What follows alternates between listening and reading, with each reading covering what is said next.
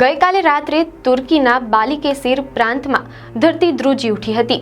6.1ની તીવ્રતાના આ ભૂકંપનું કેન્દ્રબિંદુ સિન્દેરગી કસ્બા નજીક હતું, પરંતુ તેના આંચકા 200 કિલોમીટર દૂર ઇસ્તંબુલ સુધી પણ અનુભવાયા હતા।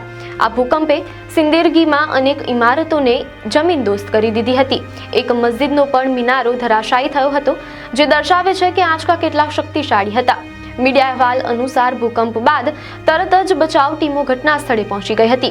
તેમણે કાટમાળ નીચે દટાયેલા લોકોને બહાર કાઢવા માટે રેસ્ક્યુ ઓપરેશન શરૂ કર્યું હતું। અત્યાર સુધીમાં ઘણા લોકોને રેસ્ક્યુ કરી સુરક્ષિત રીતે બહાર કાઢવામાં આવ્યા છે, પરંતુ હજુ પણ અનેક લોકો કાટમાળ નીચે દટાયેલા હોવાની આશંકા છે। આ દુર્ઘટનામાં એક વ્યક્તિએ જીવ ગુમાવ્યો છે, જ્યારે ઘણા લોકો ઘાયલ થયા છે। ભૂકંપ પછી અનેક આફ્ટર શોક્સ પણ આવ્યા હતા, જેમાંથી એકની તીવ્રતા 4.6 સુધીની હતી। આફ્ટર શોક્સના કારણે લોકોમાં ભયનો માહોલ છે, જ્યારે તુર્કીની ડિઝાસ્ટર મેનેજમેન્ટ એજન્સીએ લોકોને ક્ષતિગ્રસ્ત ઇમારતોથી દૂર રહેવાની સલાહ આપી છે।